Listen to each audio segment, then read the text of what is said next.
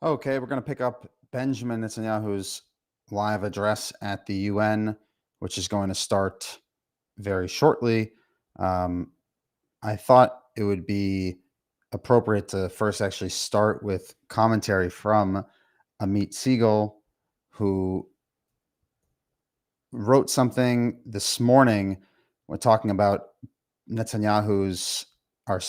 talking about Trump's declaration that there would be no annexation or sovereign Israeli sovereignty in Judea and Samaria. It's appropriate just to take a look at what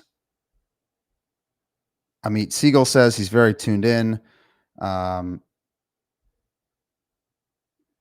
essentially saying that Bibi has no intention of actually doing it, but he has this right-wing flank in his government, which really does want to annex Judea and Samaria, but Trump is giving him cover to do so by saying that this is not acceptable or not allowed. So essentially, everything's been strung along, and Bibi has no intention of doing it, which raises a whole nother a host of questions. Because if Bibi doesn't actually want to annex Judea and Samaria, then why is he so adamantly against the Palestinian state? Or is he just trying to promote the status quo? These are all very important questions. No easy answers, but it's worth taking into consideration what Amit Siegel says. Certainly people on the right are going to be very upset, and you have a certain number of Israelis who are basically saying, who is the US to dictate to us what we can or can't do? Of course, the obvious response is the US is a huge part of Israeli security. And if you're going to make a decision that impacts the entire region, you actually do owe it to the United States as a partner, especially given the strong partnership you have. So it was definitely upsetting to many people on the Israeli right yesterday. Also understood in context of being pretty typical for what Bibi's been doing thus far. But let's see what Bibi says here at the UN. And go from there. His speech should start shortly.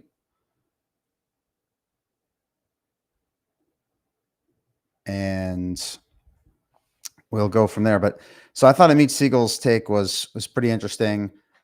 The question is, if Bibi really doesn't want to apply Israeli sovereignty to Judea and Samaria, so why is he messing around with the status quo? That doesn't seem to be something that's sustainable, not in a demographic threat, but just from the perspective that you either want to embolden some future Palestinian state, if that's what Bibi wants, or stop paying lip service and just get it over with. Like that's what's a little bit confusing. And I think that's a frustration that a lot of people do have with the prime minister, but time will tell, as they say.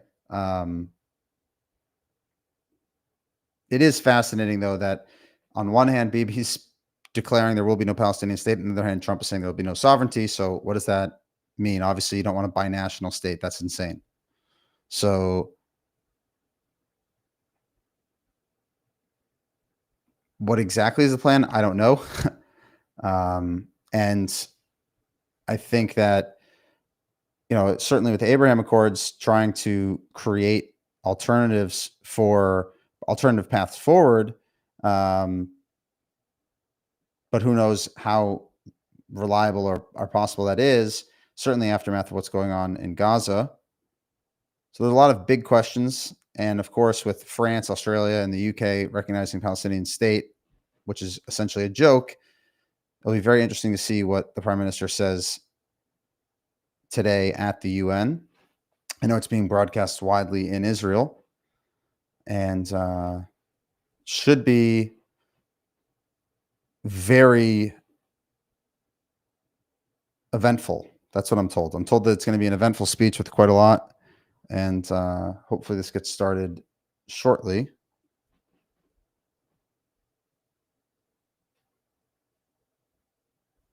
Let's see what he's doing.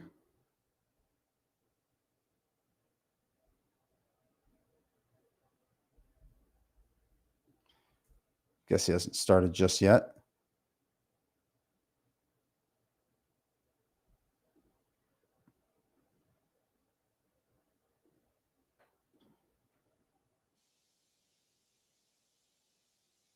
Yeah, so the speech should start any minute.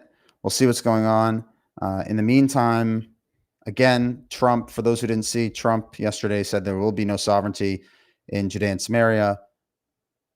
There were some Knesset members, even in Likud, that pushed back and said that it's not for Trump to say. But again, as an American, I could say that it kind of is for America to say, if you're going to make unilateral decisions based on the presumption of American support, it's not unfair for America to make some sort of request or demand. And if Israel doesn't want to have to deal with that, then simply don't accept so much assistance. I think that's the fair thing to say or do.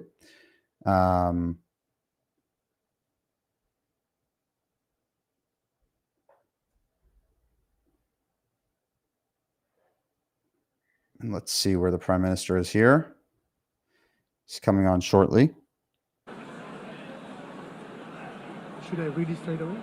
No, just gavel to check the seats.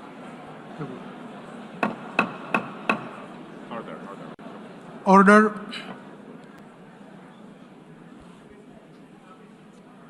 The plenary meeting, the 10th plenary meeting of the General Assembly is called to order.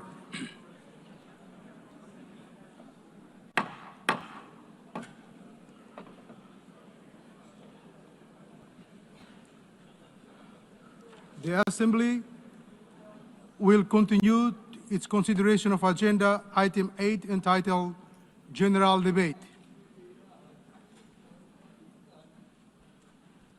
The Assembly will hear an address by His Excellency Benjamin Netanyahu, Prime Minister of the State of Israel. I request protocol to escort His Excellency and invite him to address the Assembly. Let's see if there's any walkouts here or if people just didn't even show up.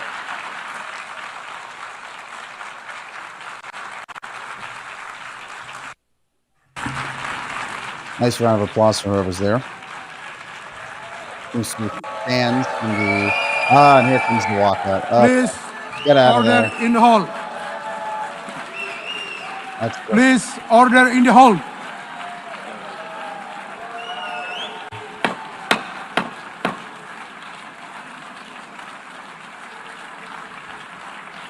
Please order in the hall.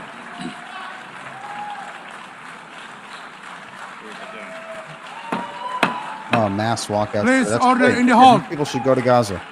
Go have fun. Should actually just have a charter jet waiting for them when they leave.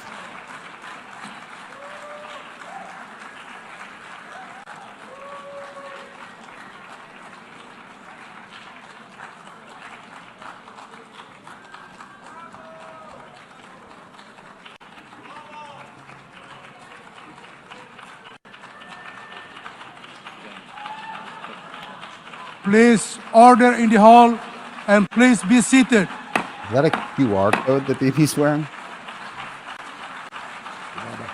Seems like he has a lapel pin that has a QR code on it. Can't say I've seen that before.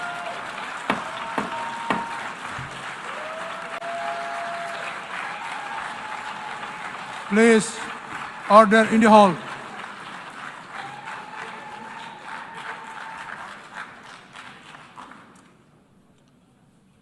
Mr. President, the families of our dear hostages languishing in the dungeons of Gaza, ladies and gentlemen, last year, I stood at this podium and I showed this map. This map. It shows the curse of Iran's terror axis. This axis threatened the peace of the entire world. It threatened the stability of our region and the very existence of my country, Israel. Iran was rapidly developing a massive nuclear weapons program and a massive ballistic missile program. These were meant not only to destroy Israel, they were meant also to threaten the United States and blackmail nations everywhere. From Gaza, Yahya Sinwar dispatched waves of Hamas terrorists. They stormed into Israel on October 7th and committed acts of unspeakable savagery. From Lebanon, Hassan Nasrallah had launched thousands of missiles and rockets at our cities, terrorizing our citizens. In Syria, the murderous dictator Assad hosted Iran's forces, tightening a noose of death around our throats. In Yemen, the Houthis launched ballistic missiles at Israel while choking global trade at the mouth of the Red Sea. So what's happened over the past year? We've hammered the Houthis, including yesterday. We crushed the bulk of Hamas's terror machine. We crippled Hezbollah, taking out most of its leaders and much of its weapons arsenal. You remember those beepers, the pagers? We paged Hezbollah. And believe me, they got the message. And thousands of terrorists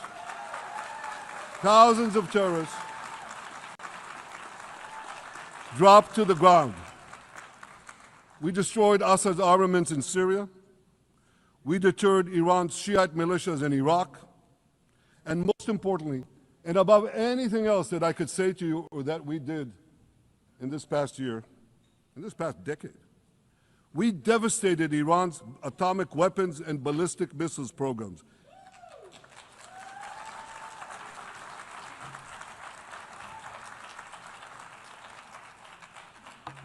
So here's where things stand today.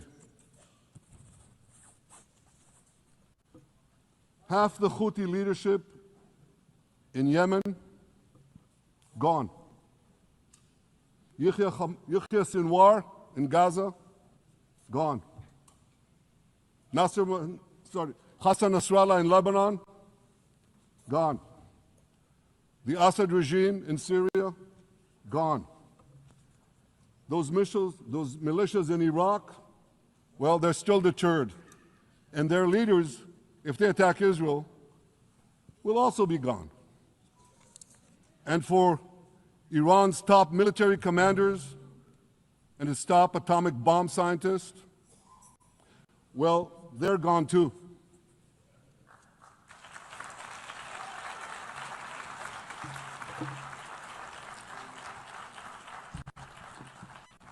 Israel's 12-day war with Iran, which I renamed Operation Rising Lion, that's from the Bible.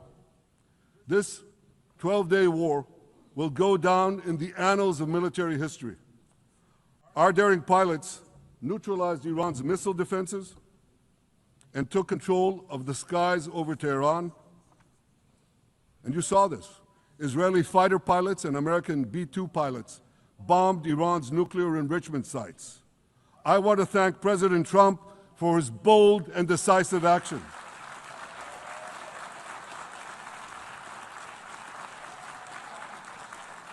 President Trump and I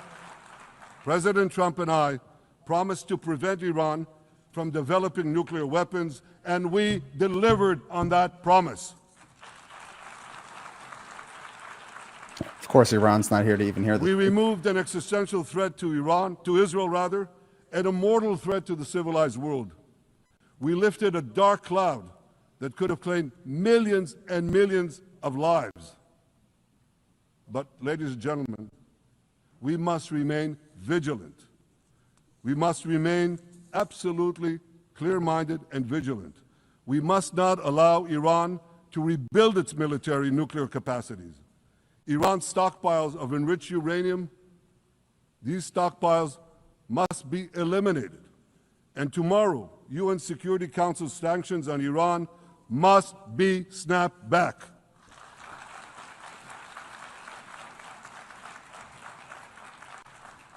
Thanks to the resolve of our people, the courage of our soldiers, and the bold decisions we took, Israel rebounded from its darkest day to deliver one of the most stunning military comebacks in history.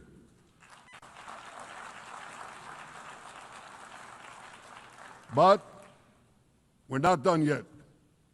The final elements, the final remnants of Hamas are holed up in Gaza City. They vow to repeat the atrocities of October 7th again and again and again, no matter how diminished their forces. That is why Israel must finish the job. That is why we want to do so as fast as possible. Of course, it's a direct shot on people saying this is dragging on. Ladies and gentlemen, much of the world no longer remembers October 7th. But we remember. Israel remembers October 7th. On that day, well, I'll tell you, you can remember October 7th too.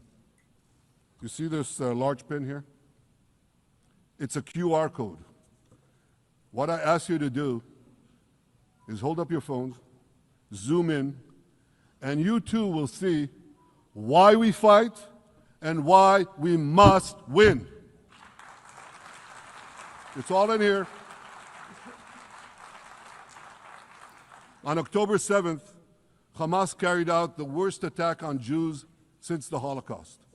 They slaughtered 1,200 innocent people, including over 40 Americans and foreign nationals from dozens of countries represented here. They beheaded men.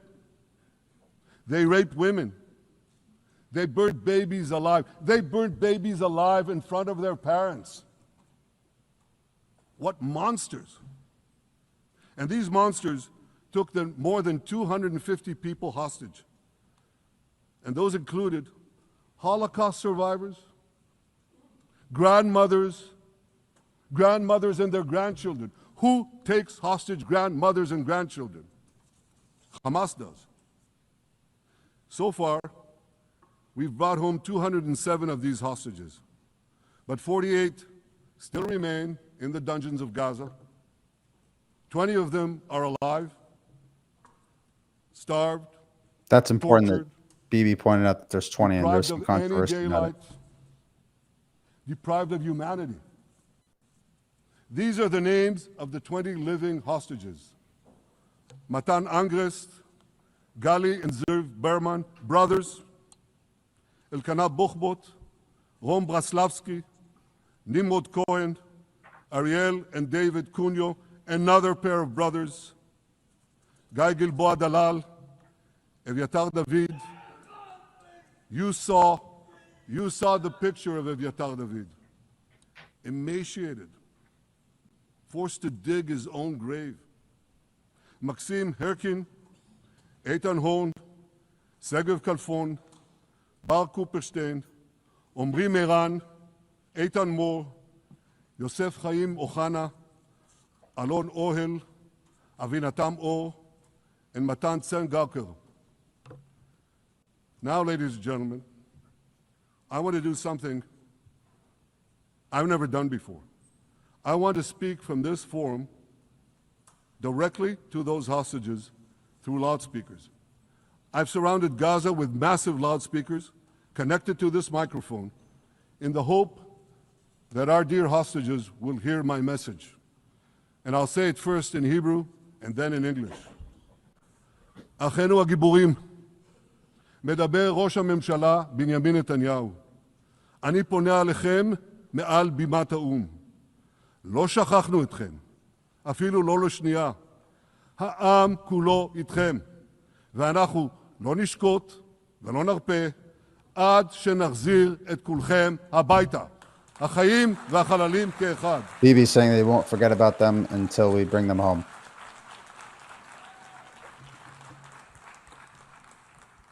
Our brave heroes. This is Prime Minister Netanyahu speaking to you live from the United Nations. We have not forgotten you, not even for a second. The people of Israel are with you. We will not falter and we will not rest until we bring all of you home.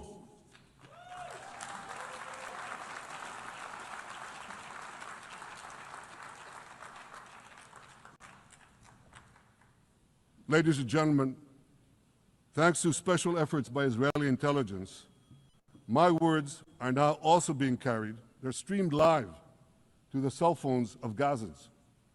So to the remaining Hamas leaders and to the jailers of our hostages, I now say, lay down your arms.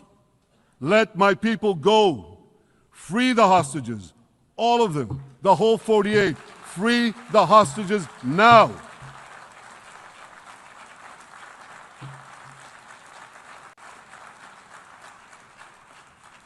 If you do, you will live.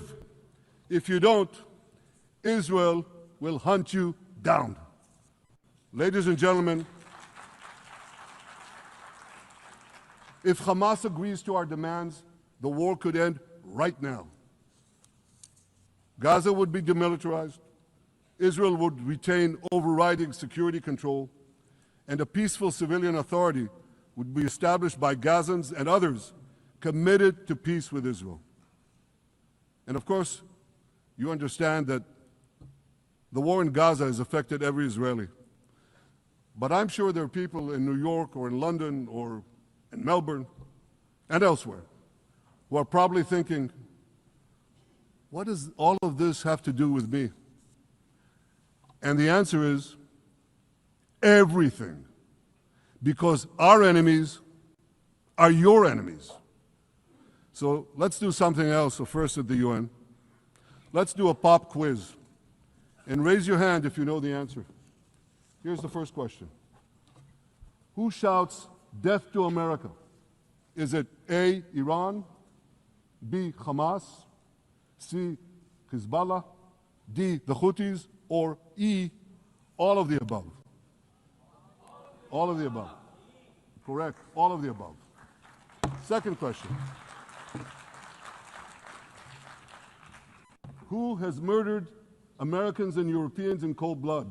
Is it A, Al-Qaeda, B, Hamas, C, Hezbollah, D, Iran, or E, all of the above? Correct. Again. So here's the point I wanted to make. Our enemies hate all of us with equal venom. They want to drag the modern world back to the past, to a dark age of violence, fanaticism, and terror. I think many of you are already feeling in your own societies the radical Islamist surge. You know, I'm sure you do, you know deep down that Israel is fighting your fight. So I want to tell you a secret. Behind closed doors, many of the leaders who publicly condemn us privately thank us. They tell me how much they value Israel's superb intelligence services that have prevented time and again terrorist attacks in their capitals, time and again saving countless lives. General George Keegan, former head of U.S. Air Force intelligence, once said, if the United States had to gather on its own the intelligence that Israel gives us, we would have to establish 5 CIAs. 5 CIAs. This past June, when Israel struck Iran's nuclear facilities, German Chancellor Merz admitted the truth. He said, Israel is doing the dirty work for all of us. President Trump understands better than any other leader that Israel and America face a common threat.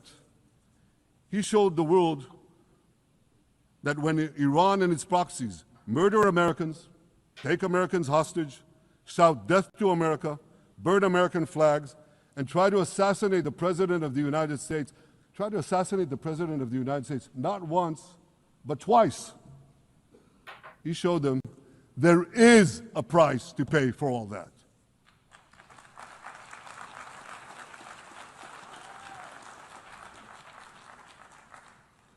But regrettably, many leaders who are represented in this hall, they send a very different message. Sure, in the days immediately following October 7th, many of them supported Israel. But that support quickly evaporated when Israel did what any self-respecting nation would do in the wake of such a savage attack. We fought back. Now just imagine, just sit back for a second and imagine an attack against America proportioned to the attack against Israel on October 7th. Imagine a regime, a terror regime, dispatching thousands of terrorists to invade the United States. They massacre 40,000 Americans. They take 10,000 Americans hostage. What do you think America would do? You think America would leave that regime standing? You don't think that. No way, not a chance. The United States would wipe out that terror regime and ensure that such savagery would never threaten America again. This is precisely what Israel is doing in Gaza. We're wiping out the terror regime of Hamas and ensuring that this savagery will never threaten Israel again. That's what we are doing. That's what any self-respecting government would do.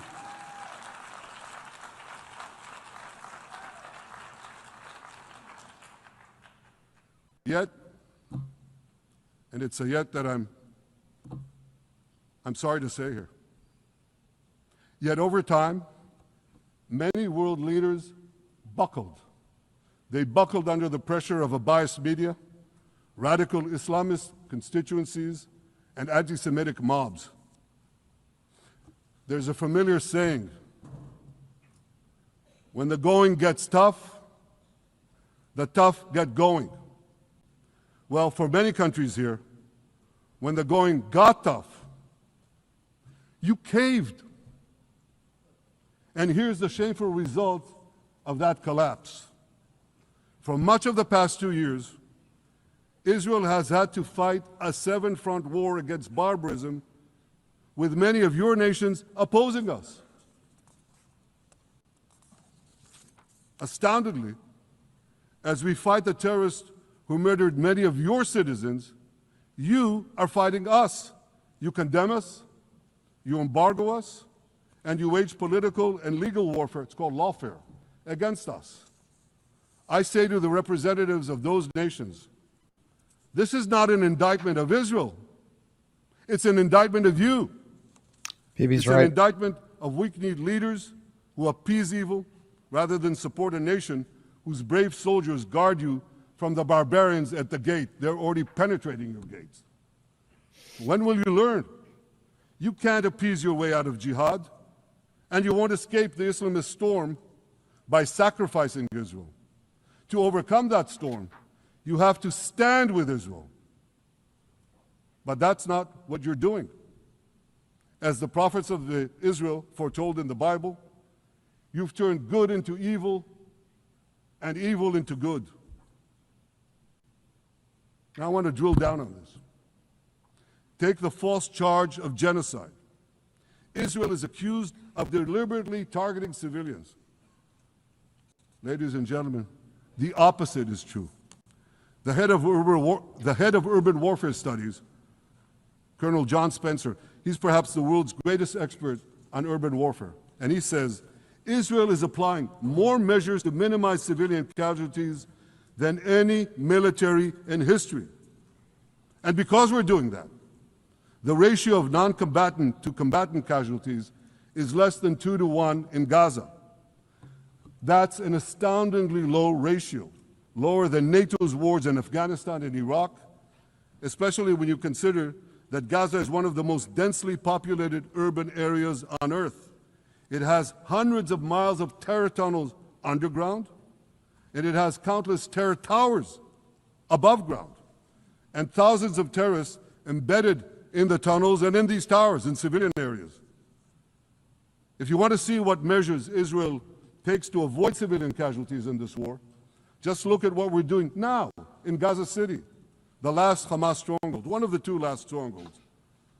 For 3 weeks, Israel dropped millions of leaflets, sent millions of text messages, and made countless phone calls urging civilians to leave Gaza City before our military moves in. At the same time, Hamas implants itself in mosques, schools, hospitals, apartment buildings, and tries to force those civilians not to leave, to stay in harm's way. And it often threatens them at gunpoint if they try to do so. For Israel, every civilian casualty is a tragedy. For Hamas, it's a strategy.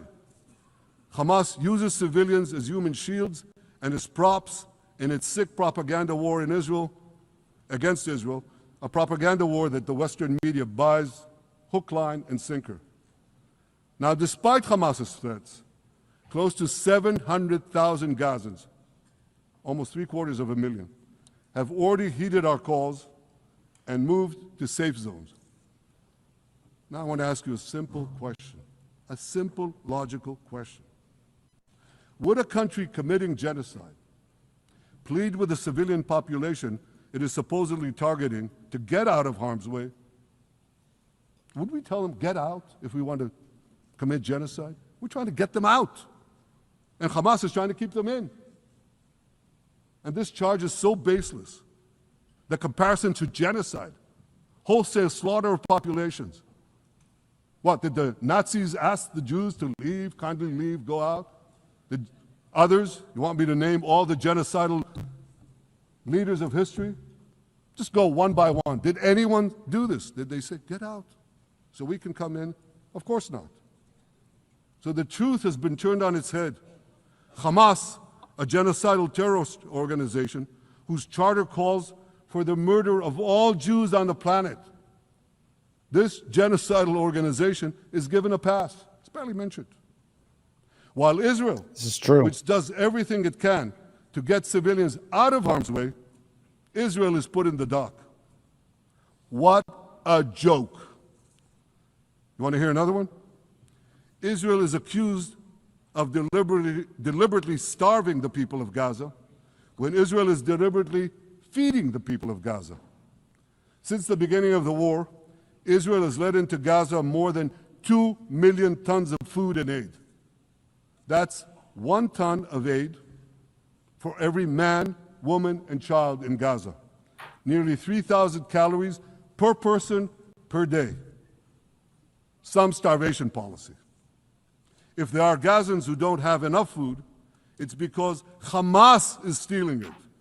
Hamas steals it, hoards it, and sells it at exorbitant prices to fight its war machine.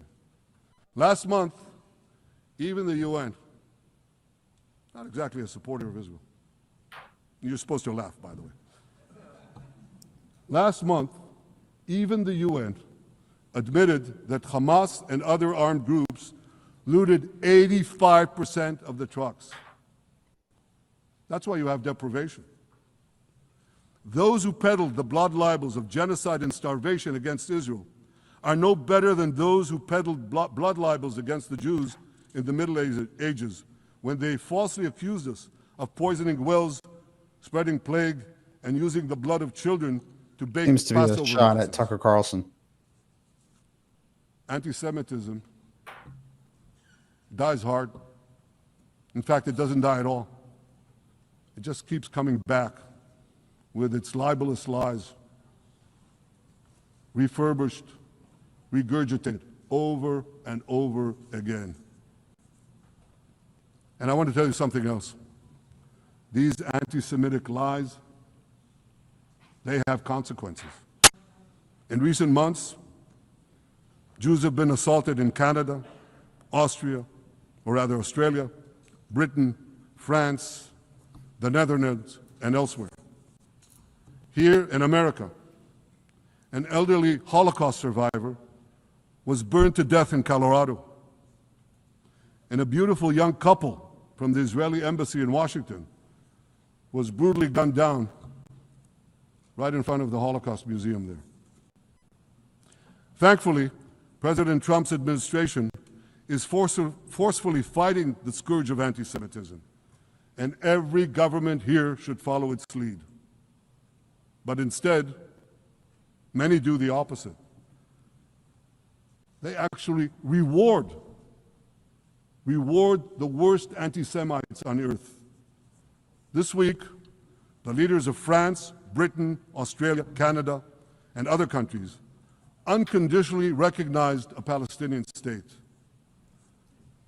They did so after the horrors committed by Hamas on October 7th. Horrors praised on that day by nearly 90% of the Palestinian population. Now, let me say that again. Nearly 90% of Palestinians supported the attack on October 7th. It's not supported only, they celebrated it. They danced on the rooftops. They threw candies. That's both in Gaza and in Judea, Samaria, the West Bank, as you call it. And it's just the way they celebrated another horror, 9/11. They danced on the rooftops. They cheered. They threw candy. You know what message the leaders who recognize the Palestinian state this week sent to the Palestinians? It's a very clear message. Murdering Jews pays off. Well, I have a message for these leaders. When the most savage terrorists on earth are effusively praising your decision, you didn't do something right. You did something wrong, horribly wrong. Your disgraceful decision will encourage terrorism against Jews and against innocent people everywhere. It will be a mark of shame on all of you. But wait a minute, Mr. Prime Minister, they tell me. Wait a minute. We believe in a two-state solution where the Jewish state of Israel will live side by side in peace with the Palestinian state. There's only one problem with that. The Palestinians, they don't believe in this solution. They never have. They don't want a state next to Israel. They want a Palestinian state instead of Israel. And that's why every time they were offered a Palestinian state, but were required to end the conflict with Israel and recognize the Jewish state, every time, over the decades, they turned it down. And that is why every time they were given territory, they used it to attack us. In fact, they effectively had a Palestinian state in Gaza. So what did they do with that state? Peace? Coexistence? No. They attacked us time and time again. Totally unprovoked. They fired rockets into our cities. They murdered our children. They turned Gaza into a terror base from which they committed the October 7th massacre. So here's the uncomfortable truth. The persistent Palestinian rejection of a Jewish state in any boundary is what has driven this conflict for over a century. It is still driving it. It's not the absence of a Palestinian state. It's the presence and existence of a Jewish state. And I find it amazing, that the foreign chancelleries and the ministries and all those who pontificate about this, and the leaders, how can they not see this basic truth when it is repeated again and again and again ad nauseum? And I want to say something else.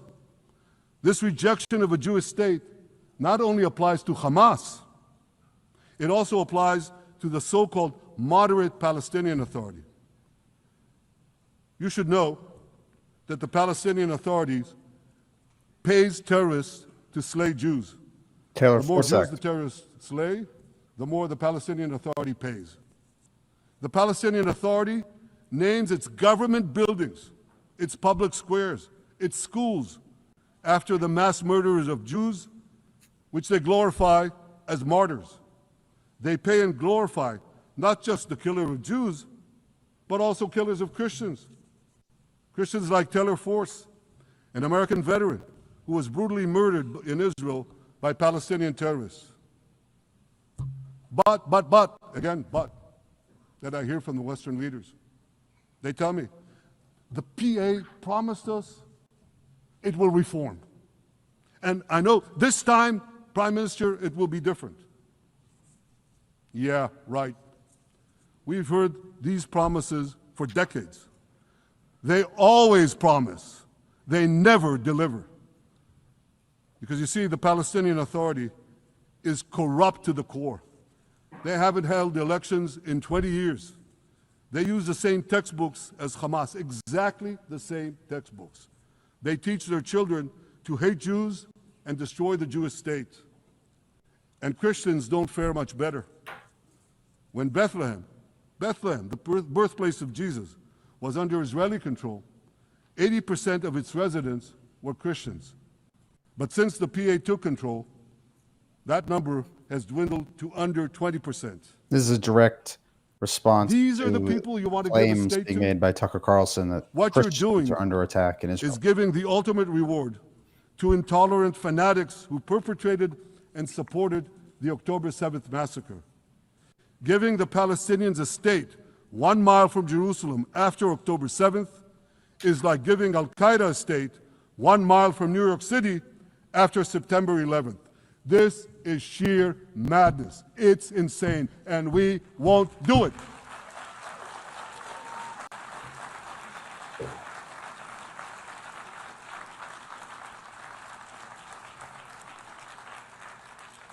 So here's another message to those Western leaders.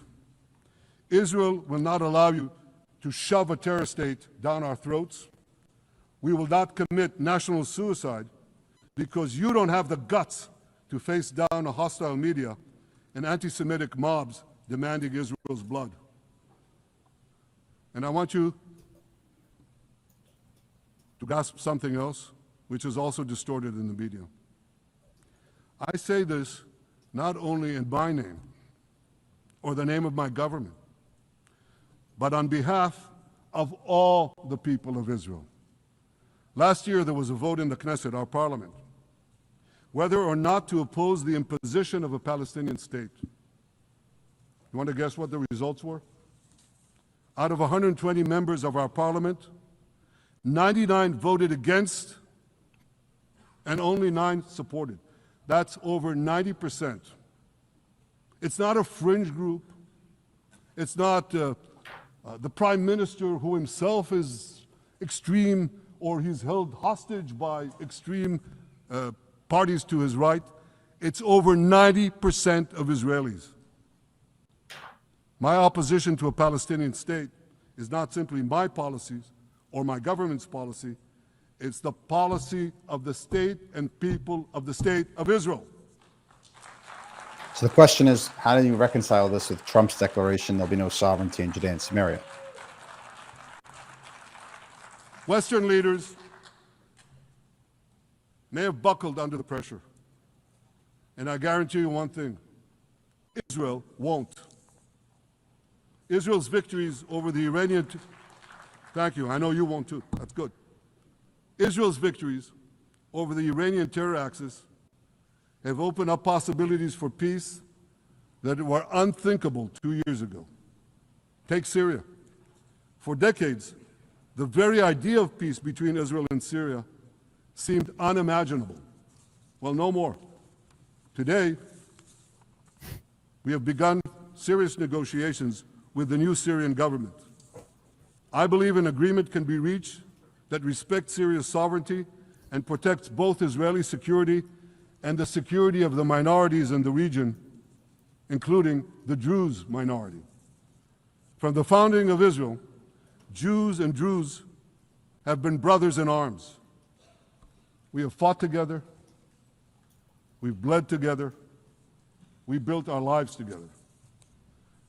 When I was a young commander in Israel's Special Forces, my own life was saved by the invaluable advice given to me by a great friend, Salim Shufi, a heroic Druze IDF veteran.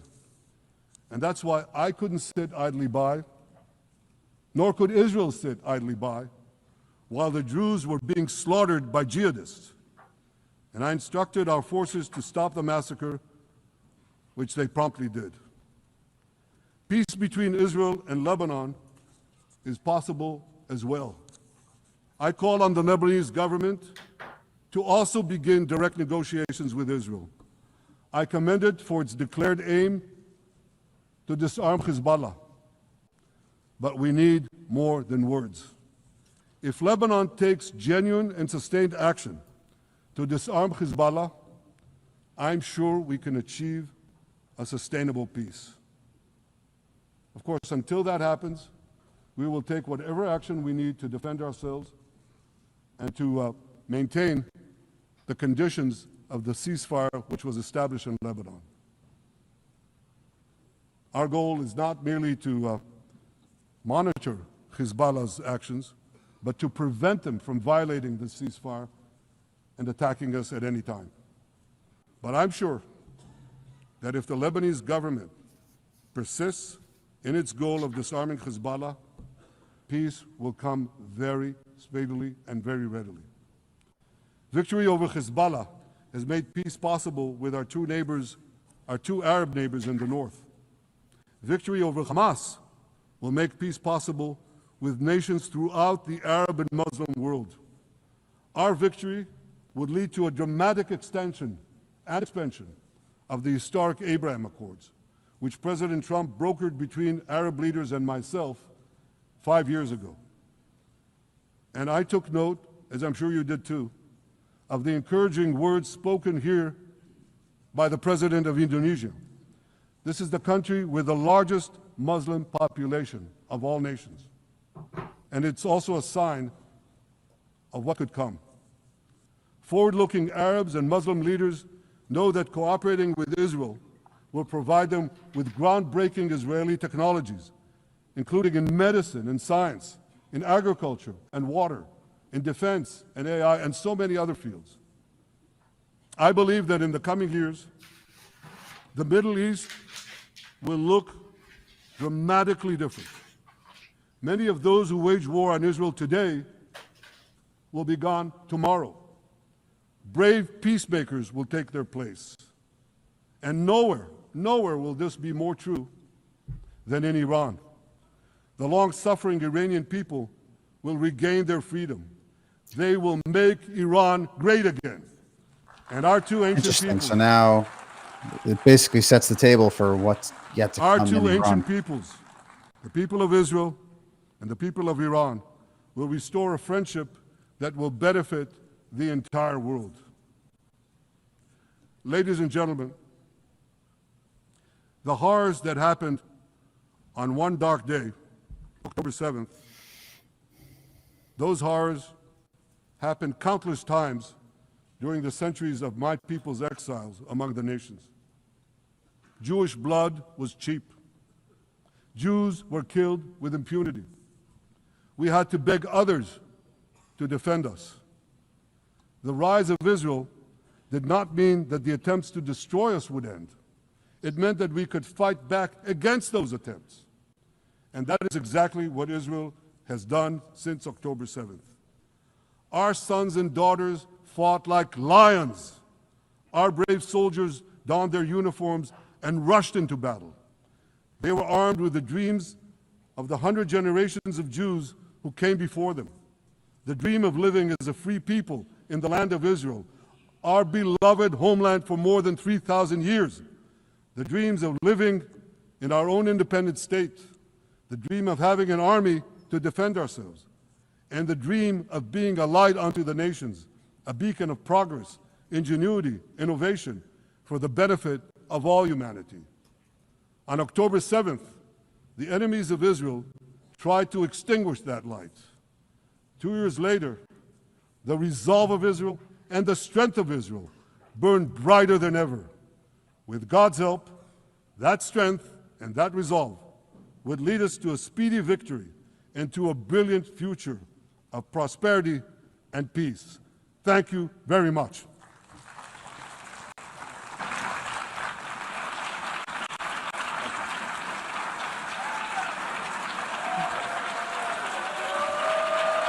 Caroline Glickstein there.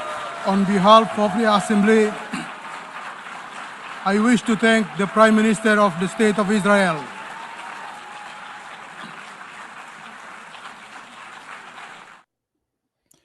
Okay, so a few quick thoughts here. Definitely interesting days ahead because Netanyahu saying there will be no Palestinian state, and then you turn around and you have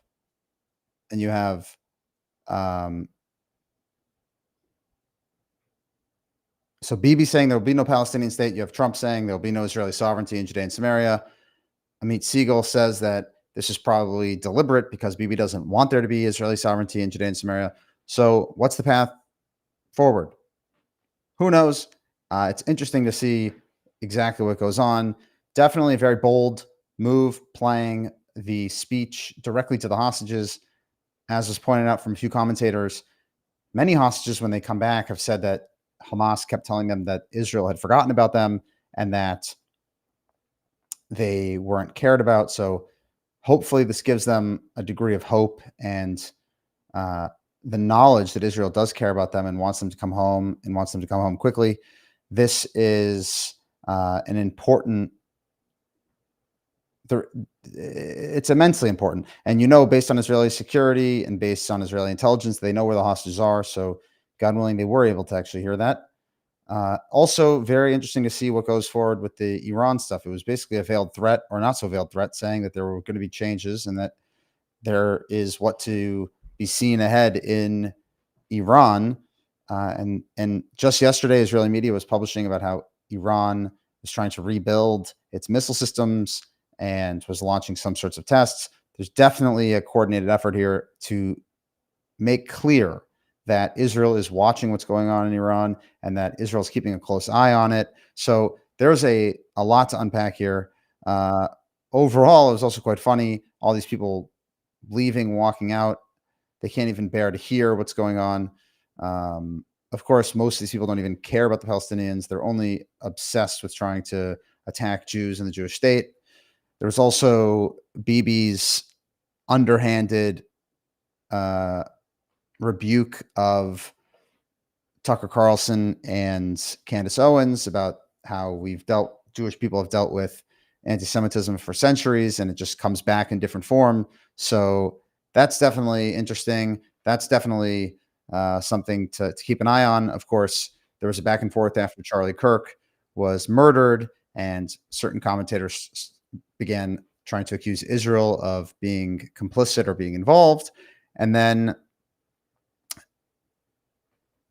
Tucker actually got mad and called Bibi all sorts of names that he memorialized Charlie Kirk. And it's been a little bit of a back and forth. So that was interesting to see. And again, no easy decisions ahead because Bibi really does need the Trump administration. Trump administration loves Bibi, but there is what to watch for in the sense that there are two irreconcilable ideas: the lack of Israeli sovereignty in Judea and Samaria and saying no to a Palestinian state. It's yet to be seen exactly how that shakes out, but it will be interesting just to keep an eye on that.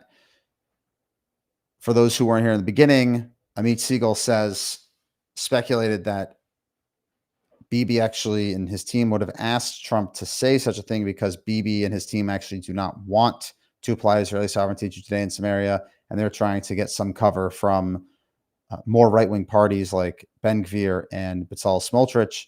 So it remains to be seen exactly what was going on there, but it's something just to keep an eye on. So that's that for this speech at the UN. I'm going to take a quick break here, and we'll be back with Rabbi Shlomo Litvin talking about his experience being attacked by Thomas Massey. Thomas Massey says that Rabbi Litvin is AIPAC, and therefore he objected to it and actually launched a fundraiser. So we will be back in just a few seconds talking about this issue. So just hang tight for a few minutes here. as we are waiting for him to be ready. Okay.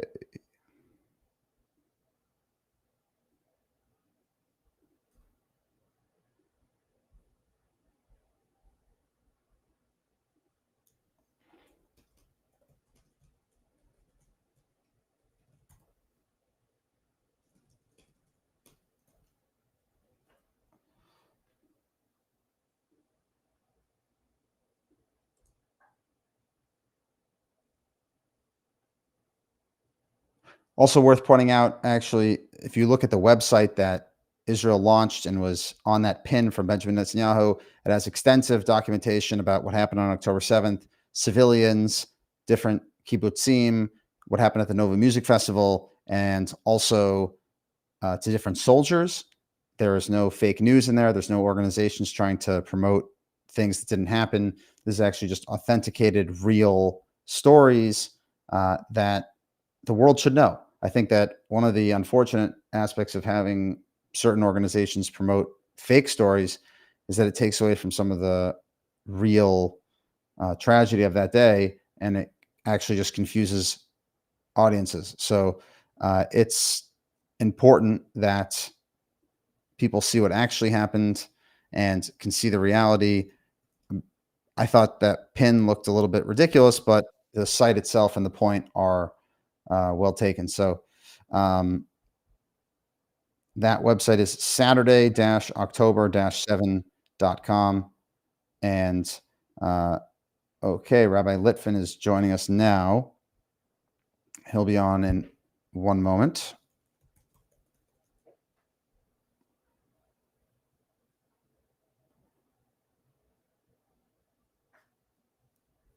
So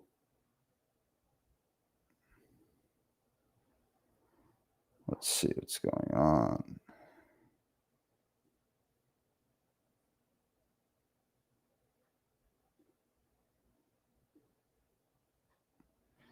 He should be here any moment, and we'll take a look at what he had to say. Also try to get his feedback on Bibi's speech if he did hear it. Any thoughts, questions, drop them in the comments. Please feel free to share. Always open to suggestions, different topics, speakers, whatever it might be. Thanks for tuning in here.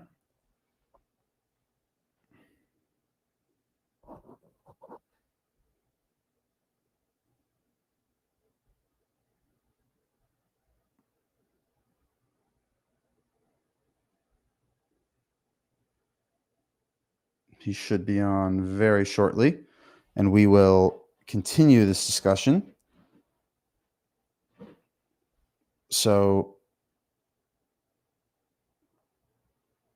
let's see what he has here.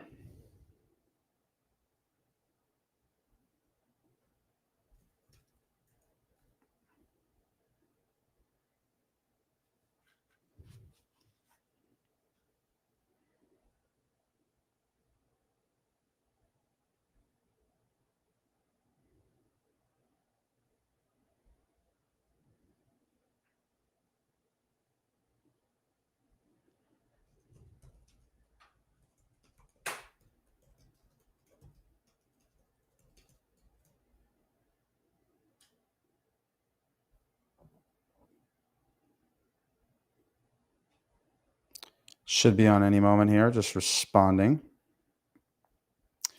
So yeah, for those, and we're going to go through this when Rabbi Litin gets on, but essentially my understanding is Rabbi Litin actually was featured with Mike Johnson and Thomas Massey, who's known to be a Jew hater, essentially just says that this is AIPAC.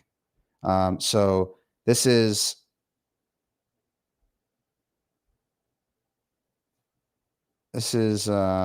quite something. Of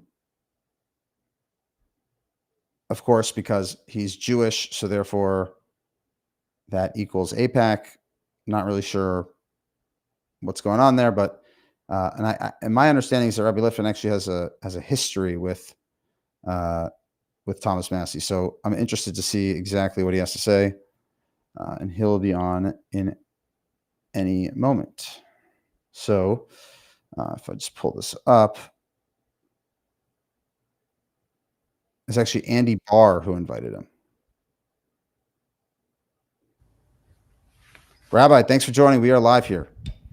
Daniel, good to see you. Shalom Aleichem. Nice to see you. Aleichem Shalom. Okay, so for those who did you actually just tune into Bibi Netanyahu's speech? I did. What were your thoughts? My thoughts are, when you are the greatest orator in the history of your country, sometimes when you're really good, people are disappointed because they expect the greatest speech in the history of Israel every time. Understood.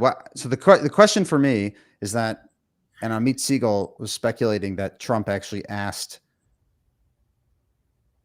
Bibi to not, that Bibi actually asked Trump to come out and say that there will be no Israeli sovereignty in Judea and Samaria, so that he can have a little bit of room from his right-wing constituency that definitely wants Israel to apply sovereignty. Do you think there's any truth to that, or do you think that Bibi will? I would note the president didn't use the word sovereignty. The president said annexation. And the president is well known for using words of contracts. So the idea that I think there's still doors that Trump left open. I certainly think that Bibi was aware of what Trump was going to say before he said it. I don't know if he had any hand in it. I don't know what his perspective was before. But certainly after the president said that, there was nothing to say. Right. So the thing with the map was very nice. We had enemies last year. Those enemies are dead. The job is not done yet. Yeah. And speaking to the hostages was a very powerful move. And the rest of the speech was just, we're still at war. Nothing has changed. And the idea that within the same silly paradigm, that in 1967, you have speeches from the Rebbe that are so clear about what needs to be done, so clear about what the penalty will be if we don't act within logic, if we don't follow military advice. The Rebbe said many, many times that just like in Jewish law, when you have a health concern, you have to go to the doctor's advice. He said, with this, you need to follow the military's advice. And for 50 years, Israel has chosen not to, 60 years, Israel has chosen not to do that, and have acted like trying the same thing again and again, and will have a different result. And the Western world has had the same false idea, the idea of a two-state. So the concept of a two-state solution is a lie. A two-state solution implies there are 0 states now, and to solve this, we'll create 2 states. What we're talking about here is a second state solution, because there is one state, a thriving state with right for democracy, so rights for all, a blossoming democracy, an amazing country. We're talking about a second state, and the question is, what is that state going to look like? So they, for years, have created this false concept of a two-state solution, and have tried to fit this Western square peg into a Middle Eastern round hole, and have been shocked when it hasn't worked for 60 years without being able to change anything. And if you don't change anything, you're not going to fix anything. That's true. So without a huge paradigm shift, which he wasn't able, which there was no possibility of in this speech, very little changes afterwards. He delivered it brilliantly. He said everything right. But at the end of the day, nothing has changed. Right. I want to get right into the issue I originally invited you on here, which was the Representative Thomas Massie took aim at you the other day. For those who are unfamiliar with the story, can you just provide a little bit of color? Sure. So Thomas Massie is a congressman from northern Kentucky. It's a very Republican district. His race is the primary. He came to power several years ago in a 3-way race that he won for the primary. He hasn't had a serious opposition since. And he has prided himself on being Mr. No, on voting against things, especially things that have a consensus. When Congress wanted to recognize Emmett Till, for example, by outlawing lynching, he was the one no vote. He said lynching's already a crime. He was the one no vote on condemning anti-Semitism. He was the one no vote on condemning sexual assault of Jewish women on October 7th. And he has made a name for himself, not only for opposing democratic concepts, but also opposing his own party. So he is the single representative who votes against the president the most. And with this president, that doesn't work. So this long history he has of looking to anger people, of getting his jollies off ruining someone else's day, of being the one dissenting vote because I get to ha ha ha, didn't work with Trump. So finally, Trump said, I am going to replace him with an actual Republican who will support what I'm trying to do. And Massey freaked out. He had finally gone too far, and he realized that although he had enough name recognition to beat the no-names who ran against him, if Donald Trump would actually endorse someone in this race, he wouldn't just lose. They had a poll. Would you vote for no name endorsed by Donald Trump or Thomas Massey? And Thomas Massey lost 3-1 against no name, an imaginary figure or Thomas Massey. And he realized that. And ever since then, he has ramped up the crazy on everything. While Biden was president, Massey didn't mention Epstein once. In the history of when Epstein was arrested until Trump said, I'm going to find someone to run against Massey, Massey had mentioned Epstein 4 times on the record. In the months since, Massey has mentioned Epstein, has tweeted about Epstein 400 times, has held a press conference with the extreme left trying to tie Epstein to Trump with signs that Trump should be in prison. Because what he's hoping to do is that when this election happens, that if Trump endorses someone, he can say, oh, it's about the Epstein files, an issue that he hopes will get votes for him. He's trying to reframe this as him voting against the party to bring up all kinds of distractions. And he's very happy to use these women who are so horribly victimized, to victimize them again, to try to improve his election, while the far left is very happy to use him the same way he's using them, because they're in a war against Trump. He's in a war against Trump. They're natural allies. And now, as he's desperate for money, he's desperate for support. He just asked Senator Rand Paul, Kentucky's junior senator, to do a series of events. He's doing them this week all across Kentucky, all across his district. Senator Paul is loyal to a fault. Massey, back when he was just a weird kid in shorts, volunteered for Rand Paul. Rand Paul showed up for him. And it's very weird for a sitting congressman to ask someone else to come to events for him a year and a half before elections. The reason Massey did that is because Massey is terrified. He's terrified that he's going to lose the only shred of power he has. And now, in his desperation for money, he's concocted this ridiculous anti-Semitic story, taking a picture of me praying with Speaker Johnson, who is actually a leader who is fighting for his party's agenda and trying to improve this country. A picture of us praying together and making some weird anti-Semitic conspiracy theory that I control Congress. I appreciate he thinks so much of me, but sadly, it's not true. And then begging people for money, please give money. They're out to get me. They're gunning for me. And according to him, he raised $10,000 from that ridiculously anti-Semitic tweet, including $5,000 from one person, which when we talk about legal limits is a whole separate issue. But his other faults are on the side for a second. But it's all. I want to go to this tweet. This Sure. is from, you said, when was this? When did you tweet this? So he tweeted on Rosh Hashanah. Right. When did you put out the original tweet? So I visited the Capitol as chaplain on September 12th. Okay. So September 11th. September 11th, day after Charlie Kirk was assassinated. And of course, the 24th anniversary of the horrendous 9/11 attacks. You tweeted, correct. I'm going to tweet. I'm going to read. It says, today I had been invited by my friend Rep. Andy Barr to serve as the guest chaplain in the House of Representatives. I'm deeply grateful to Speaker Johnson for sharing a moment of private prayer and conversation above the National Mall. His demeanor is what the nation needs right now. And Thomas Massey tweeted, Speaker Johnson just met privately with the Kentucky AIPAC guy who's been trying to defeat me for many years because I won't fund foreign wars and I don't vote for foreign aid to any country. They're gunning for me. Can you help by donating here?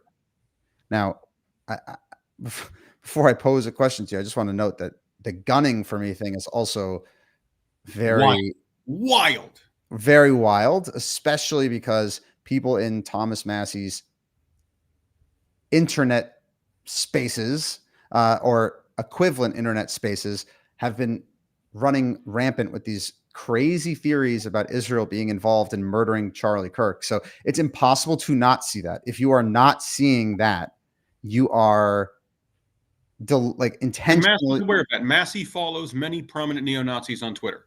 If you look at Massey's follow list, who he follows, it's a insane list of just nutbag white supremacists and anti-Semites. So for those who, I mean, there's so many questions here, but what, just for the record, what is your relationship with the local AIPAC branch in Kentucky? So there actually isn't an AIPAC branch in Kentucky.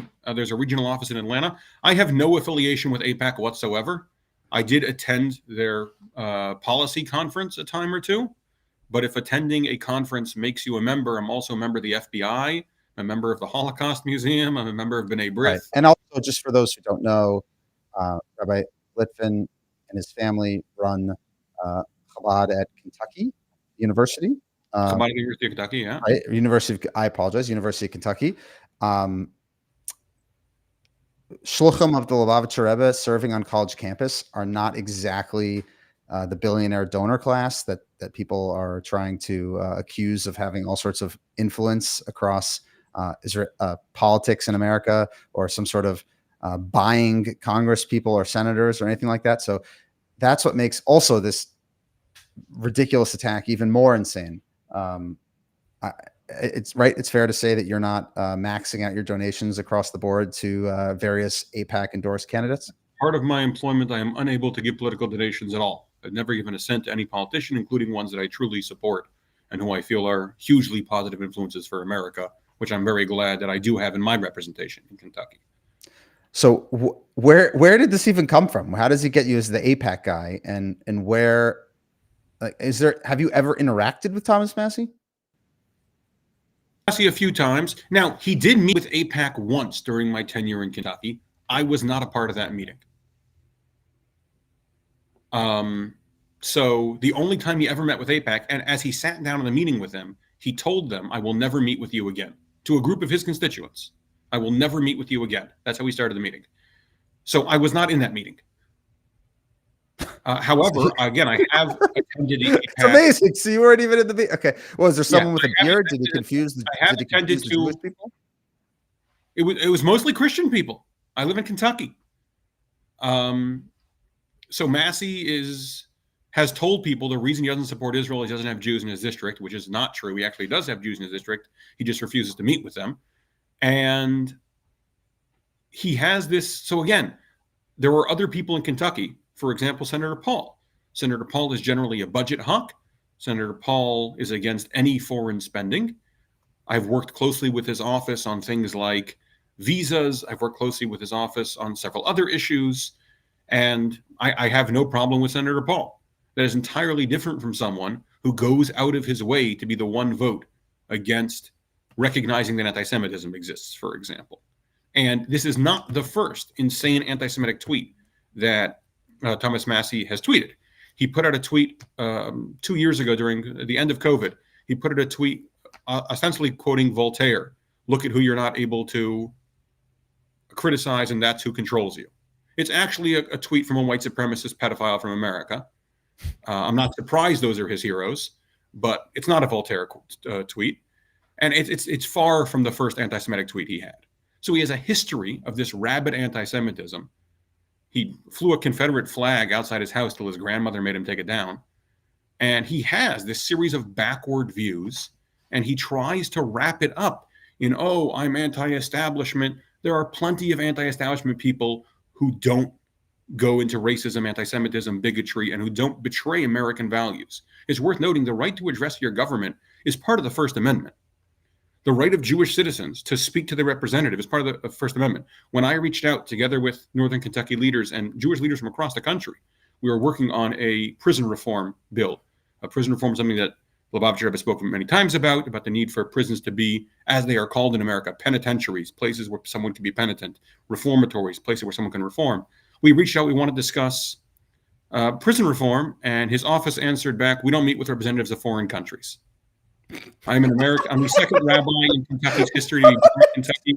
Wait a second. They put that in writing? Writing, yeah, from his chief of staff. Okay, so you have to, just for the audience here, and this is something that is now kind of the new level of anti-Semitism, and I'm laughing just because it's so outrageous, and it's weird for me to say credit to Nick Fuentes, but Nick Fuentes is honest about his perspective and what's going on, and he is very forthright about his opinion. And I think Nick Fuentes is wrong about a heck of a lot, right? Nick Fuentes is a very hateful person, but he's honest in saying that he philosophically can't understand Jews being citizens of other countries, and he's grappling with that openly in a not, I'm not going to say an intellectual way, but he's at least putting the cards on the table. But what's going on, as we saw with Tucker Carlson 2 days ago, when he said that Israel pushed America into the Iraq War, what the Tucker Carlsons and the Masseys of the world are doing is they're basically saying, you are Jewish, therefore you're not a citizen of America. You are, by definition, Israeli, which is just a whole nother level of insanity. And it's insanity that was directly countered by our founding fathers. Again, these are not just anti-Semitic views. These are deeply anti-American views. John Adams, who, by the way, was a Zionist. John Adams said, I would love to see the reestablishment of a homeland for the Jews. Also, when crafting the Massachusetts Constitution, he wrote there should be rights for Jews here. He's the first person to ever suggest that in America. George Washington wrote to the synagogue in Newport, and he said, you are welcome citizens. What's very funny is Jews were so used to the government changing and then their fate changing, they reached out to John Adams and he became president and said, like, we hope you'll also be kind to the Jews. And he responds with almost like a pithy response. He's like, of course I'm going to, what do you mean? This is America. What kind of a stupid question is that? Of course we're not going to treat people differently because of the God they worship. So this rejection, and it was recognized as such, for example, during the Second World War, when you had people like Charles Lindbergh and Father Coughlin giving the same exact speeches, the same speeches that I read books as a child of Catholic priests getting up on Easter Sunday and saying, they killed our Lord, now go kill them, to cause pogroms in Europe, is no different than the speech that Tucker gave about the yarmulke-wearing, hummus-eating Jews who killed their Lord and now killed Charlie. He didn't say yarmulke. He just said that the story. The hummus-eating Jews. He says Charlie's assassination reminds him of his favorite story from the Bible. You could almost imagine people eating hummus saying how they're going to kill Yushka. Okay. Yeah, this is insane. Wait, how did you respond when he says, I don't meet with representatives of foreign governments? I said, I'm not a representative of foreign government. So I am as Kentucky as people come. I am very proud to serve on the Council of Ambassadors for the Kentucky Colonels, which is the highest civilian award Kentucky gives out. I am both a Duke of Paducah and a Duke of Hazard, two cities in eastern and western Kentucky, where I have contributed towards the cities and I was awarded civilian honor. I am an ambassador of the Bluegrass. I very proudly am a Kentuckian. I'm a massive Kentuckian. I go to horse races every year. I do a menorah lighting at a horse race every year. I serve on the Kentucky Commission on Human Rights. I'm the first Orthodox Jew to ever hold a government position in the Commonwealth of Kentucky. And the idea that I'm a representative of a foreign country, or as he said many times, foreign influences, is a bizarre anti-Semitic lie that he knows is a bizarre anti-Semitic lie. Right. I also don't. It's funny. We're two people who follow the teachings of the Lubavitcher Rebbe, and I don't know how down the rabbit hole we want to get for any listener that might not know some of the ins and outs, but it's also a massive. I'm going to say it's ignorant, but it's also very anti-Semitic in the sense that he's basically saying all Jews must think the same as each other, and you're basically grouping everyone together. Whether you live in Israel, you live in Australia, you live in Canada, you live in Kentucky, you're basically saying Jews, okay, you're Israeli, which it's just crazy. So it's very funny. One of his followers, to show that I am an AIPAC representative, took pictures of like 50 tweets I had written that had the word AIPAC in it. And I pointed out that the large majority of those tweets was actually me being critical, me saying they should be doing more, they should be invested here. Is not me saying I represent them, but is me from the outside saying, here's what I wish they were doing. So yeah, the idea that Chabad is AIPAC is just a bizarre. I'll tell you a story. I was when I was in college, and I was invited. Actually, there was this AIPAC event for college activists, and I was one of the very few people who was openly a conservative political person and also involved in the pro-Israel movement on campuses.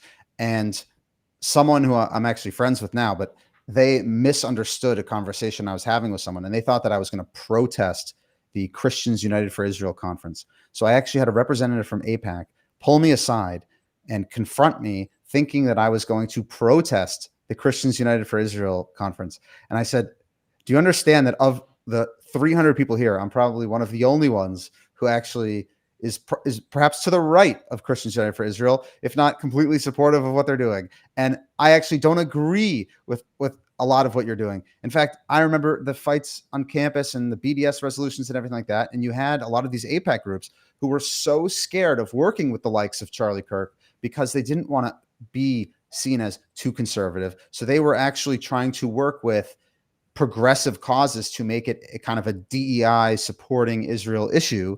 So the whole notion that you would have someone from a Chabad movement as an AIPAC person is on its face just laughable, which is why I laughed when he said you're a foreign agent. And also it's deeply troubling that members of Congress would even put something like that in writing. I'm not saying I would excuse it in a locker room talk, to quote the president, but I'm actually having trouble understanding how someone could write that. So there's a part of this that needs to be understood, which is, number one, he wrote this on Rosh Hashanah. And he knew it was Rosh Hashanah because I emailed his office, as I do every political office in Kentucky, and informed them when Rosh Hashanah is, when Yom Kippur is, and what the proper greeting would be if they want to acknowledge the Jewish community on the holiday. Spoiler alert, he didn't send out a Rosh Hashanah tweet. But in case he wanted to, I try to help people have the correct language. I always love when you see like Planned Parenthood of Michigan post like 3 matzos and it says Happy Rosh Hashanah. And it's like, come on, guys. Even someone who we might agree with, Elise Stefanik, put a menorah in her Rosh Hashanah. Yeah, come on, like, it's a little bit about it's just like, you're not talking. There's no rabbi on staff. So I always try. I'm like, here's the images that would be appropriate for this holiday. Here's the language that would be appropriate for this holiday. Here's what would not be appropriate for this holiday. So by the time Yom Tif ended, by the time the holiday ended, I was able to turn on my phone again. I had received dozens of death threats. I was in my synagogue, which is a publicly listed place, all day leading services. Actually, in the afternoon of the second day of Rosh Hashanah, after this tweet had already gone out, I was walking 7.5 miles to visit older congregants who can't make it to synagogue to blow shofar for them. So I was walking down main streets with, thank God, Lexington Police Department is incredible.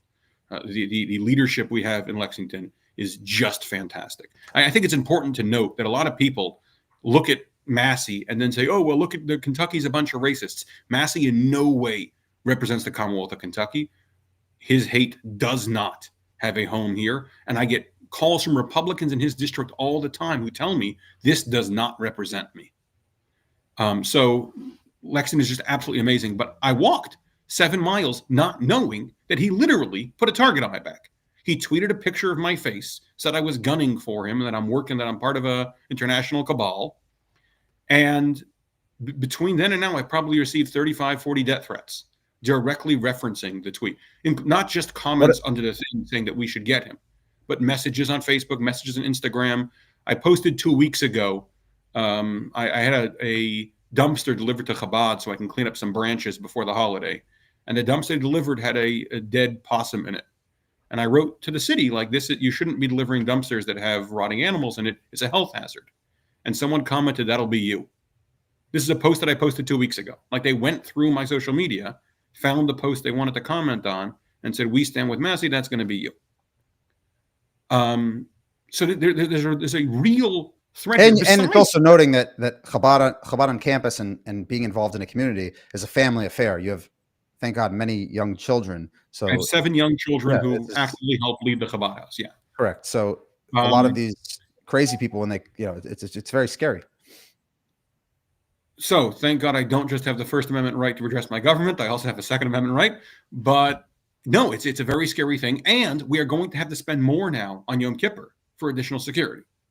It's just not a risk that I can take, not for myself, but for my community. I don't have the right to take that risk. It's a major event. It's advertised. People know about it. And we will have to have additional security now because of this threat, because of the fact that in the last 48 hours. listen, when we spell it out very clearly, right? You are a rabbi in a community offering a service for free to members of the community so they can connect with the Lord and on the holiest day in the Jewish calendar. And you need additional security because a sitting U.S. congressperson accused you in writing of gunning for him and being a representative of a foreign government. With the third most powerful man in the country. Right.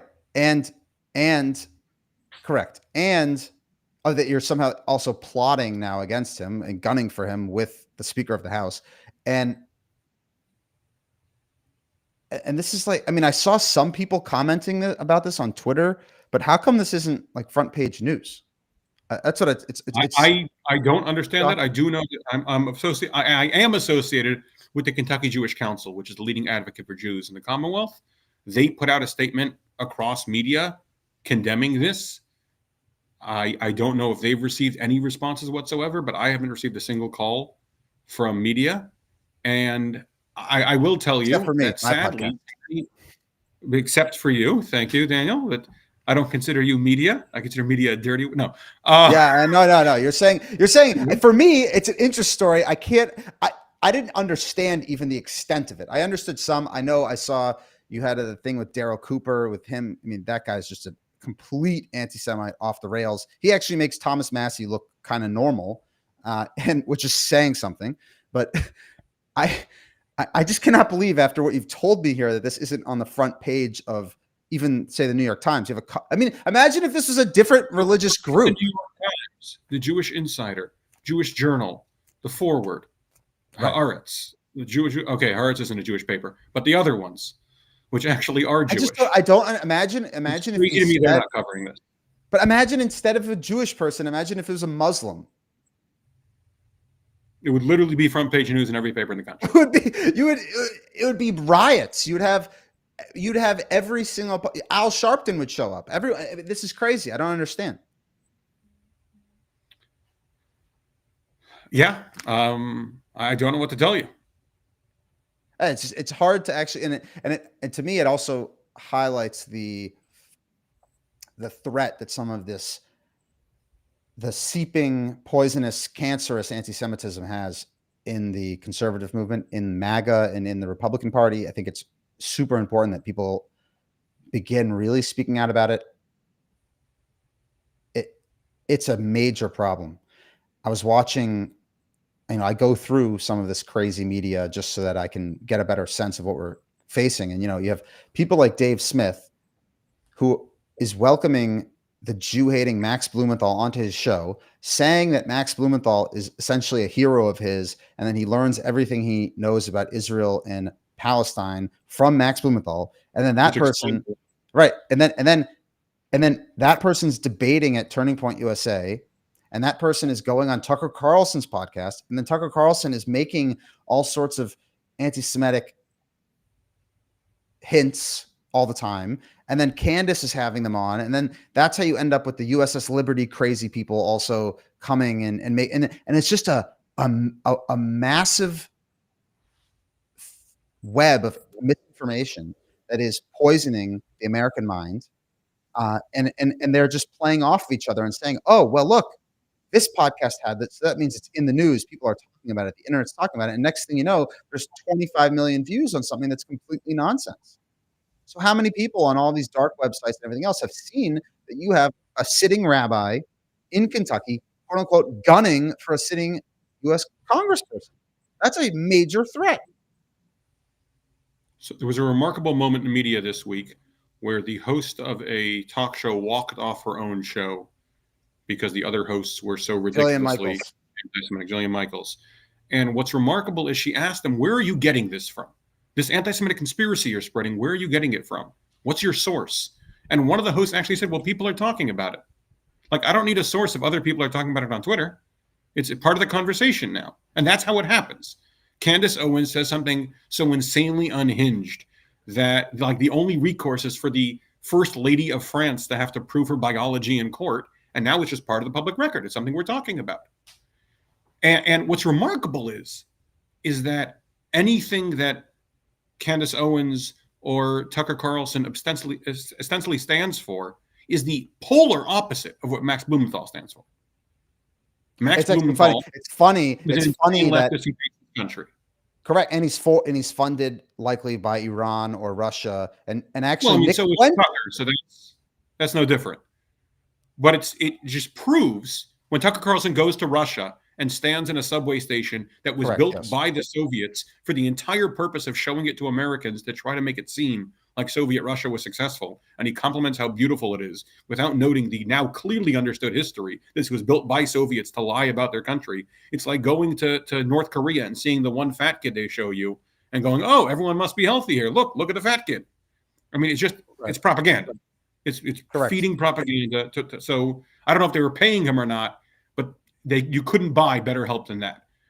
But it just proves. Did you catch Fuentes' take on this? I thought it was actually quite excellent. Weirdly enough, he said he's actually catch Fuentes' takes. Sorry, I rarely catch Fuentes' takes. What he said was he called Candace low IQ anti-Semitism because he's high IQ anti-Semitism, and he says Candace is just making these insane things based on nothing, whereas he has facts. And then he's actually mad at Tucker because he says Tucker's doing it for money. So Fuentes is saying, listen, I get canceled. I have the consequence. You guys are doing it just to make money. You're doing it just because you want to be popular. So he's actually ribbing them about it. He's doing it with exactly. And then he goes off on Jackson Hinkle, saying Jackson Hinkle doesn't even know what communism is, but he claims to be a communist, so he's terrible. And then he says Max Blumenthal is also just a paid shill. You just take a look at him, and but he doesn't even realize that Max Blumenthal's not even Jewish. But he says like the Jewish Max Blumenthal. But it's just the whole thing is crazy. So yeah, Nick Fuentes says I'm doing it lishma. I'm doing it because I don't care about the money, and you guys are bad because you need to get paid to do it. It's amazing. It's almost inspirational. Yeah, and then you take someone like we should fulfill the word. We should fulfill the word of God, like Nick Fuentes, who does it out of passion, and not like Carlson and Max Blumenthal who do it for money. And then this is how stupid these conspiracy theories are. Also, Jake Shields, the retired MMA fighter who took like way too many blows to the head, 250 too many blows to the head. He is mad that Israel could be a Jewish state and that the leftist Jews are then quote unquote poisoning America with their leftist values. But he doesn't realize that religious Jews would also be opposed to leftist Jews doing that. So he thinks that all Jews think the same, but he can't understand that by the definition of what he's explaining, clearly all Jews do not think the same. So he's a brilliant conversation recently. This week, Megyn Kelly was at a Turning Point event, and someone asks a question, and the question comes across reasonable. I'm concerned about the influence of money in politics, and he mentions 2 or 3 billionaires, and she answers a good answer, that their money influences, but certainly money influences politics. And he goes, so you're not concerned about Jew billionaires? And she's like, whoa, hey. Your question seems so rational till you rephrase it as Jew billionaires. By the way, again, this is also so funny. No, the 2 people she mentioned were Bill Ackman and Dr. Bob Shillman. Now, I happen to have met Dr. Bob. I've known him for over a decade. I haven't spoken to him in a long time, but the idea that this person has mass influence over mainstream politicians is hysterical. Now, there's been a realignment of who is quote unquote important in the world in the time of Trump. But Dr. Bob was funding David Horowitz Freedom Center. He was he was certainly helping get the truth to the surface. But the idea that this is a mainstream AIPAC person is also just wild. And then Bill Ackman really started contributing to Jewish causes in the last 2 years after October 7th. So really only after the protest started in America. Right. So the whole premise of it, if you want to say, listen, I'm concerned about someone like Dr. Miriam Adelson or something like that, and you have an intellectual discussion about how someone reconciles multiple identities, you can have that discussion. That's not actually anti-Semitic, but the fact that they just pick out 2 people that were brought up by Max Blumenthal tells you everything you need to know about the conversation. And I also just touch on this Meghan thing very quickly, is that Meghan seems to be very perplexed why people were so upset with some of the people she was platforming and what was going on. And she doesn't understand that the issue is not the conversation. The issue is what information is being brought to the conversation. Nobody has a problem if you want to debate the merits of what's going on in Gaza or what's going on in Judea and Samaria. In fact, I think you'd have a very riveting conversation if you just took 6 Israelis off the street. The issue is when you're bringing in these conspiracy theorists like Tucker Carlson, like Dave Smith, like Candace Owens, and you are shifting the Overton window so that Jewish people then have to defend whether or not they even care about America. That's where it's going in a whole different direction. So the issue is never about These people are often seeking legitimacy. You have someone like Matt Gaetz. Matt Gaetz was always a degenerate and always had issues with young women. And his father, like any caring father, was able to cover up his crimes and able to put him in a position to be in the state house in Florida. I don't fault his dad for that. That's a great dad. He then managed to get to Congress, where his dad wasn't in control of Congress and couldn't cover up his crimes anymore, and was soon exposed. If you're Venmoing a friend for getting you underage women, you shouldn't write that in the Venmo. That's a poor decision. Aside from the poor moral decision of being a sex offender, he then gets removed from Congress in disgrace, and he's desperately trying to now rebuild his political reputation in Florida, where his father can help him again. And so for the last week, he's been posting pictures with Charlie when Charlie's not around to defend himself from being associated with a sex offender, and saying, look, I was friends with Charlie. I'm good. Vote for me. When Tucker Carlson, if Tucker Carlson was on his show and said the Hummus Jews killed Charlie is one thing. But when he's given the platform at Charlie's funeral with the most powerful man in the world in the room, it gives it more of a power. It goes out to millions more people. That's why it's so concerning to so many people when he was hosted by Charlie at Turning Point, when he's on Megyn Kelly, things like that, because he doesn't necessarily say the most extremist thing there. Dave Smith didn't say his craziest stuff when he debated Josh Hammer, mostly because Josh would have torn him to shreds if he brought up the craziest stuff he says. He said like the middle stuff. Oh, genocide, this, that. But saying that they have this plan to hunt Israel and Gaza and murder. Yeah. Okay. So that's a pretty insane position, but it was just a talking point. I'm saying his talking points on Israel, which Josh is coming there ready to dismantle. He didn't bring up his craziest stuff. But what he says is, look at me. I'm respectable. I'm on stage with Charlie Kirk. And then he sits down with Daryl Cooper, who he calls the greatest historian in America, and says we should have sided with Hitler. Right. And as someone whose grandparents are survivors, we should have sided with Hitler. Right. So or Tucker interviewing George Stephanopoulos' sister and not even mentioning any of that stuff. I mean, the Tucker Carlson at Fox, if he would have been given 10 minutes to talk to George Stephanopoulos' sister, it would have been 8 minutes about the Clintons. Instead, he turns this into an opportunity to just make up all these stories about Israel. Now, I will say I am grateful for that interview because I didn't know she existed. And now I understand the reason that George Stephanopoulos still looks this good at 65 is that if he ever looks his sister in the face, his face will melt like Dorian Gray. That's how he's staying so young. His sister is aging for the both of them. He's staying young for the both of them. But yes, so when he has these unhinged takes, when he chooses, by the way, he didn't choose an Arab Christian.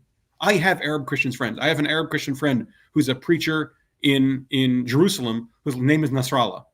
I love that I have a friend named Nasrallah. I have a friend, Pastor Salash, who lives in Nazareth, who brings blankets and warmers to IDF soldiers in the winter. This is a very proud Arab Christian. He didn't speak to them. He chose to speak to an American who moved there, a Western leftist who moved to Judea and Samaria for the official opinion of Arab Christians. It's beyond bizarre. And has a very colored history. Her whole history is crazy. Her whole history was just of getting in fights. She actually got in fights with the Palestinian Authority. So the whole and none of that was brought up. It was only used as a battering ram against. But again, yeah, Jewish he brings a kook, then he's brought on mainstream shows, and the kook is now mainstream. Correct. Exactly. And the thing also about Tucker that's so nefarious is that he goes right up to the line.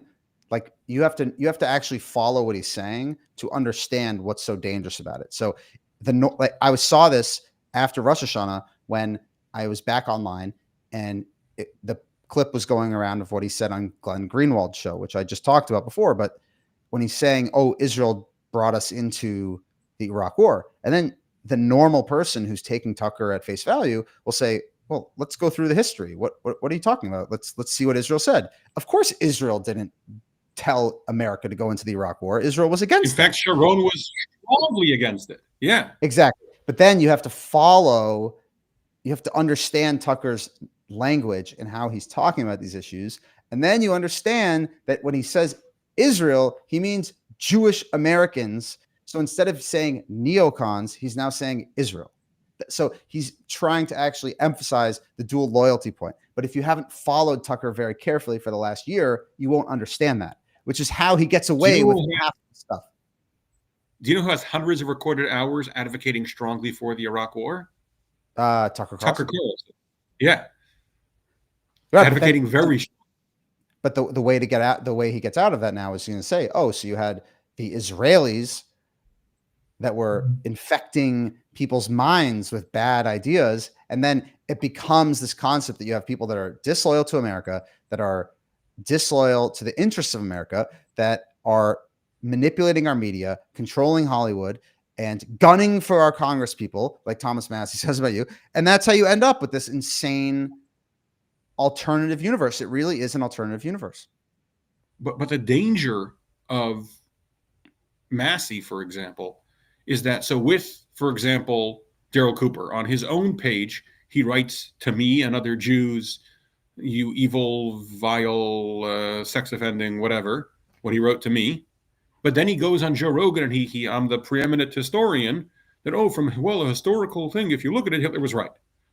So he has this air of respectability on Joe Rogan. Joe Rogan promotes him. People go to see what he says and are exposed to all these kinds of lies. And then from Joe Rogan, it goes to here, to here, to here. And right. You have, as we see, this washing respectability. Massey is the entire production in one person. He is a sitting U.S. congressman. So whatever he says automatically has authority. And he's saying the Jews are gunning for me. This rabbi who's praying. And it's not even that he took the picture and took out my caption. He doesn't care. They know he's lying. He knows he's lying. Nobody cares. And the neo-Nazis that he's advertising to, he said that he in 2 hours, he raised $10,000, including $5,000 from one person. He was excited to share that because he knows what the target audience wants. He knows who he's advertising this tweet to. He knows that those he follows, the neo-Nazis and white supremacists he follows, will send him money. And he knows he can't raise that money in Northern Kentucky in his district because they hate those views. He doesn't say those views when he's going around Kentucky with Rand Paul in these events. He says, I'm standing up for libertarian and Republican values, that I'm fighting to keep our government small and the debt. He doesn't talk about any of these issues in his district. He just says, remember my name. I'm currently in office. Look, I'm friends with Rand Paul. Please vote for me again. And he's hoping to God that with all the stuff on Trump's plate, that Trump won't be able to focus on this race. His biggest fear is that Trump will support an actual Republican who actually supports Republican ideals in Northern Kentucky, in which case he'll be launched out of Congress so fast, it'll be like Ilhan Omar on the Foreign Affairs Committee. Right. And I'll say this just before we close in a moment, but I've seen this as a theme about people that are trying to get away with scam or something like this. They're just hoping that people don't pay attention to what they say on corners of the internet or on their website, for example. And I have that. It's thematic. It's not just with these anti-Semites, although the anti-Semites do it quite well. They're playing both sides. They're hoping people aren't paying close enough attention. It is very scary. Before I let you go, do you have a thought for this week's Parsha? Not to put you on the spot, but if you had about a minute or two, a thought just to leave for the viewers here so we can get a little bit inspired despite this darkness. So I think there's a uniquely American message in this week's Parsha. This week's Parsha, in today's Aliyah, in today's Chitas. So Jewish people study one portion of the weekly portion every day. In today's portion, Moses says to the Jewish people, when you enter the land, when you have all the blessings, the milk and the honey and the fruit and the wheat, and then you turn against God. Not you're turning away from God out of desperation, out of confusion, out of fear. God's given you everything, and you still turn against God. I wrote this book for your children to remember the promise. He clearly says this is not intended for perfect people. This is intended for the children of sinners, for sinners and their children, that this promise is still there, that I will return you to the land, that my word is not broken, that my covenant is everlasting. It's this amazing message, especially as Jews around the world prepare for Yom Kippur, the Day of Atonement, the day in which we look back at the past year this week. We have regret over the past. Here's what I wish I did better in the next year. On Yom Kippur itself, we have intention for the future. I want to do better in the next year. God says, I am aware that you sinned, and I wrote the Torah for you. My promise is specifically for you. The idea that our Constitution wasn't for a utopia. Our God is not created for a utopia. The founders were very aware that men were imperfect, which is why the most incredible thing about the Constitution is that it can change, is they left open this system where we can add amendments as we need to, because they recognized that people will change. It's because America is founded on the values found in the Torah, on the values found in the Hebrew Scripture. So Moses says very clearly, it's his last words to the Jewish people. This book is not for the perfect ones. This book is not for me, Moses says. This book is for you. This book is for you, Daniel, for me, for all of our listeners. It's the word of God for all people. And God promises we will return to the land. Jews will dwell securely in that land. And we will build the third temple, a house of prayer for all mankind. Amen. Rabbi, thank you so much for coming on. Thank you for those words. And God should protect you and your family. You should be safe in the face of these vicious threats. And God willing, the Commonwealth of Kentucky will have leadership that it deserves, and you'll be free from some of this tyrannical government, anti-Semitism. So here's to better days. And if anything develops, I really hope you'll make me aware of it so we can continue to talk about it and get this issue out there. So thank you so much for joining. Really appreciate your time.